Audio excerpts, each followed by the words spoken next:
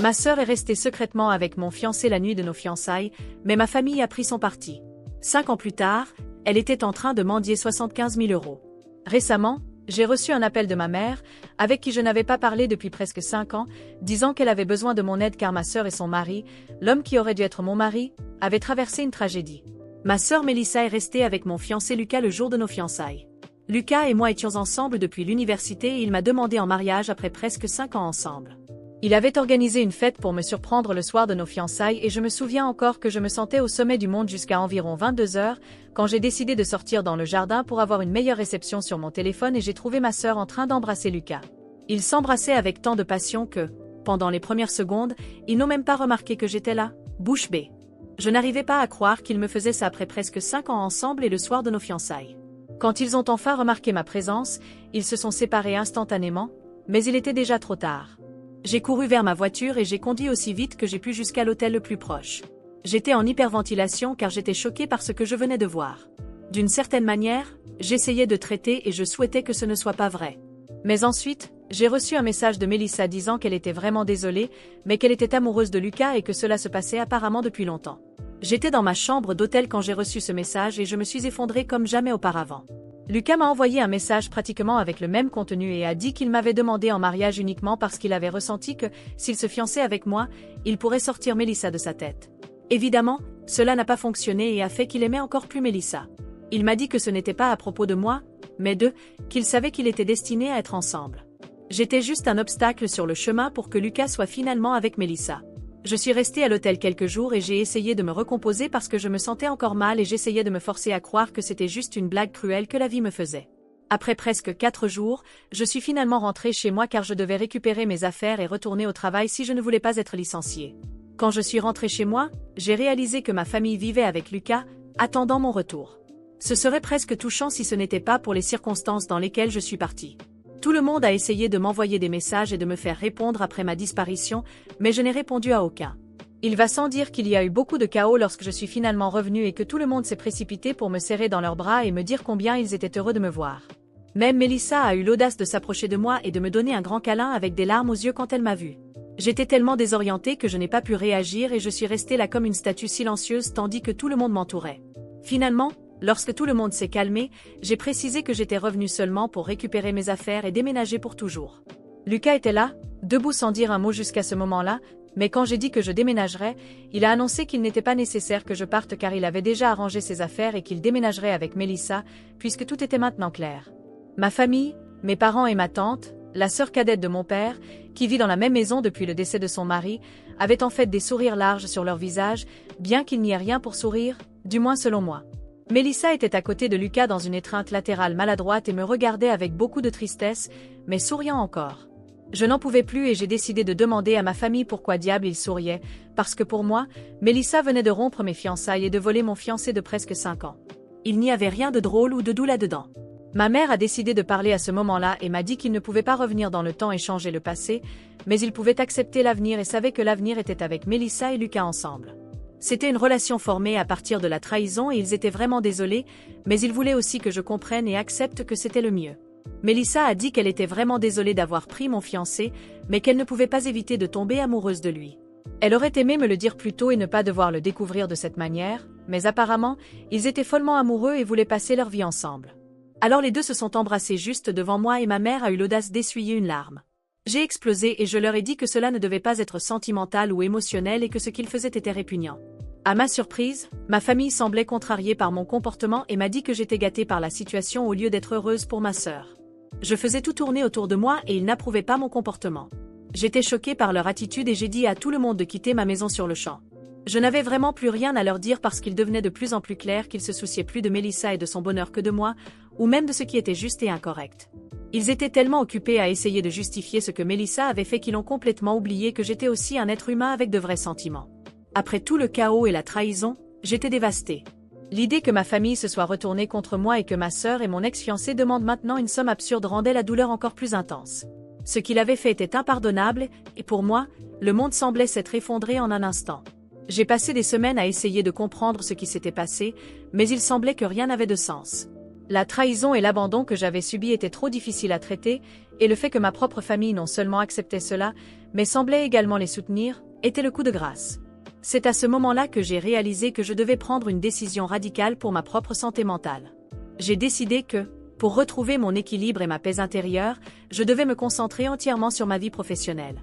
Le mariage, qui était autrefois un rêve pour moi, semblait maintenant une illusion lointaine et douloureuse. L'idée d'être avec quelqu'un qui pourrait me causer autant de douleur et de trahison était hors de question. Je me suis concentrée sur mon travail avec une détermination renouvelée. Mon emploi est devenu une source de force et de but, et je me suis consacrée à grandir professionnellement.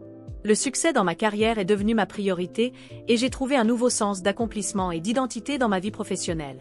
Le temps a passé, et la douleur de la trahison, bien que toujours présente, a commencé à se dissiper avec les années. J'ai appris à apprécier ma propre compagnie et à trouver de la joie dans les petites choses qui étaient auparavant obscurcies par la douleur. L'idée d'avoir une relation sérieuse ou de me marier n'était plus une priorité. Au lieu de cela, je me concentrais davantage à être la meilleure version de moi-même et à atteindre mes objectifs personnels et professionnels. Mon cœur a guéri lentement, et en regardant en arrière, j'ai réalisé que le choix de m'éloigner des relations romantiques avait été la meilleure décision pour moi. La vie est pleine de défis et de changements inattendus, mais trouver de la force en moi-même et me concentrer sur ce qui compte vraiment a fait toute la différence. Maintenant, je suis en paix avec ma décision et confiante dans le chemin que j'ai choisi pour ma vie.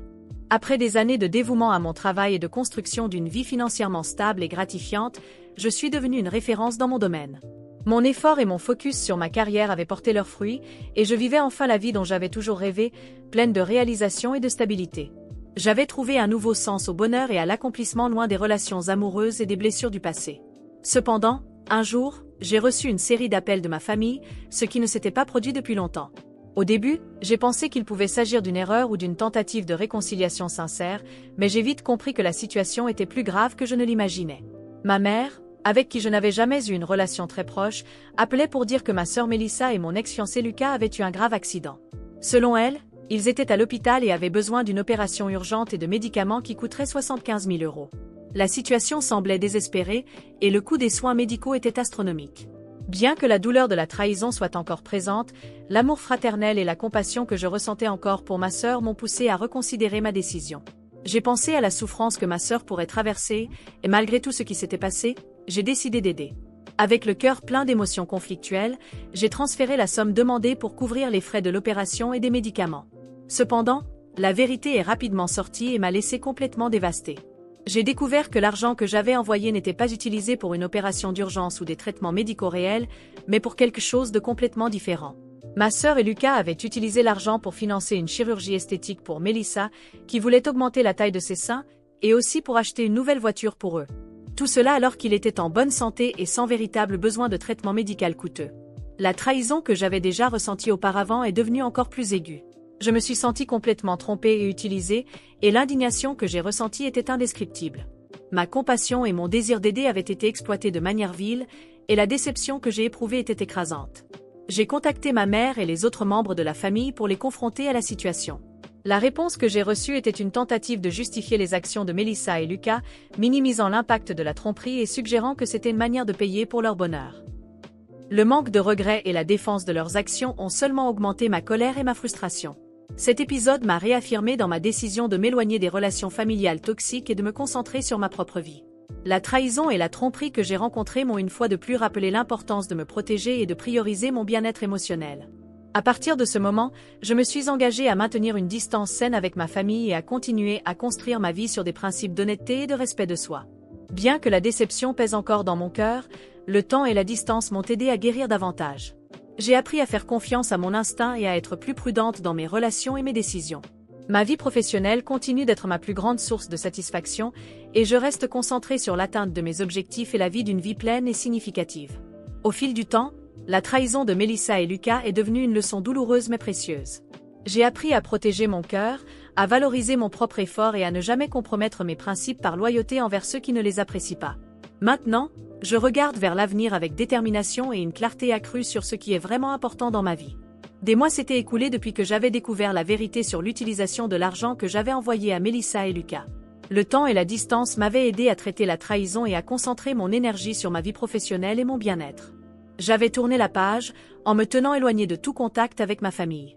La douleur et la déception s'étaient transformées en une décision ferme de préserver ma paix intérieure, loin de ceux qui m'avaient causé tant de souffrance. Puis, un jour, j'ai reçu un appel inattendu. En décrochant, j'ai été surprise d'entendre la voix de Mélissa, ma sœur, de l'autre côté du fil. Elle était dans un état de désespoir et d'affliction. Elle a expliqué que la nouvelle voiture achetée avec l'argent que je lui avais envoyé avait été volée, et pour aggraver la situation, il n'avait pas d'assurance pour le véhicule. Mélissa et Lucas étaient en difficulté et avaient urgemment besoin d'une voiture pour leurs besoins quotidiens. Au début, je suis restée silencieuse, essayant de comprendre la gravité de la situation et l'audace de Mélissa de me rappeler après tout ce qui s'était passé. Elle a continué à supplier de l'aide, demandant que je les aide à acheter une nouvelle voiture ou à fournir un soutien financier quelconque. Sans me laisser emporter par l'émotion, j'ai répondu avec une froideur calme. « Mélissa, vous devez vous débrouiller avec ce que vous avez. Je ne vais pas vous aider cette fois-ci. Si vous avez vraiment besoin d'une voiture, peut-être devriez-vous penser à vendre le silicone que vous avez acheté et utiliser cet argent pour résoudre le problème. Ce que vous avez fait était complètement mal, et je n'ai plus rien à offrir. » Mélissa est devenue furieuse. Elle a commencé à m'accuser d'être égoïste et jalouse, me reprochant de ne pas vouloir aider ma propre famille en période de besoin. Mais avant qu'elle puisse poursuivre ses accusations et justifications, je l'ai interrompue fermement. Le karma existe, et vous méritez toute la misère que vous recevez. Raccrochez, et ne me contactez plus jamais. Avec cela, j'ai raccroché le téléphone, et pour la première fois en moi, j'ai ressenti un véritable soulagement. La sensation d'avoir enfin fermé un chapitre douloureux et établi des limites claires était libératrice. J'avais fait ma part pour aider quand c'était nécessaire, mais l'amour-propre et l'intégrité exigeaient que je ne continue pas à être exploitée. Depuis ce jour, je n'ai plus jamais eu de contact avec ma famille. La décision de couper définitivement les liens a été douloureuse, mais aussi nécessaire. Je me suis concentrée sur ma vie et mon avenir, continuant à poursuivre mes objectifs et à construire une existence pleine et significative loin des ombres du passé. Le temps a passé, et bien que la cicatrice de la trahison ne disparaîtra jamais complètement, j'ai appris à accepter que la vie est pleine de leçons et que choisir d'aller de l'avant, avec dignité et force, était le meilleur chemin pour mon bonheur et ma paix intérieure. La décision de m'éloigner définitivement a été une étape cruciale pour ma guérison et ma croissance personnelle, et je ne regrette pas d'avoir emprunté ce chemin. Malgré toute la souffrance et les pertes que j'ai endurées, avec le temps, la vie m'a offert de nouvelles et heureuses opportunités. La blessure causée par la trahison de Mélissa et Lucas, ainsi que le chaos qui a suivi, a finalement cicatrisé, laissant place à une nouvelle phase de ma vie. Avec les années, j'ai récupéré non seulement ma stabilité financière, mais aussi ma paix intérieure. L'argent perdu a été regagné grâce à mon travail acharné et à ma détermination, et, plus important encore, j'ai réussi à me reconstruire d'une manière que je n'aurais jamais cru possible.